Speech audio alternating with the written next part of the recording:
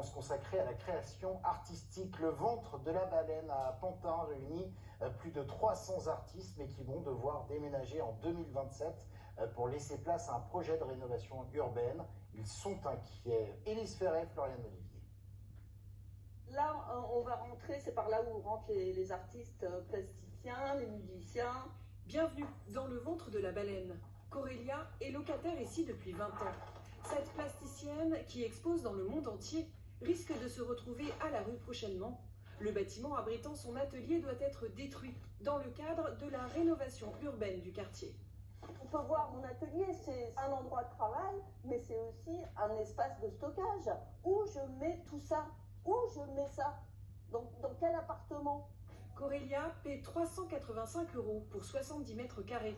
Ses musiciens, seulement 50 tous les mois pour répéter de manière illimitée dans ce studio partagé. Des conditions de travail idéales qui n'existent pas ailleurs en région parisienne. Beaucoup plus cher, les temps de répétition sont beaucoup plus courts, vous ne pouvez pas avoir votre matériel. C'est l'usine en fait, les endroits, en tout cas à Paris, en région parisienne pour répéter. Donc on n'a pas de solution à part la baleine, on n'a que ça. Depuis une trentaine d'années, plus de 300 artistes créent dans cet espace de 3000 mètres carrés. Mais aujourd'hui, l'immeuble du ventre de la baleine se trouve au cœur d'un quartier vétuste.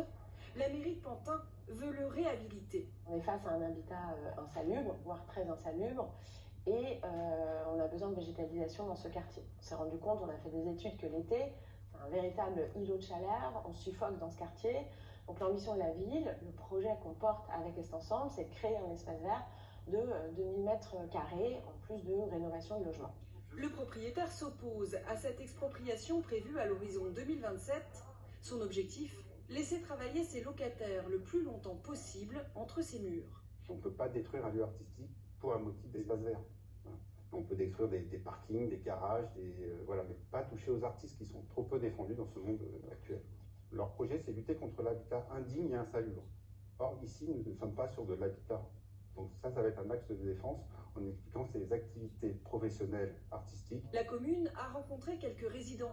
Pour une poignée d'entre eux, les élus cherchent un nouveau point de chute, mais sans garantie. Quant aux artistes, ils n'ont pas l'intention de laisser le ventre de la baleine s'échouer à tout jamais. Suite à présent de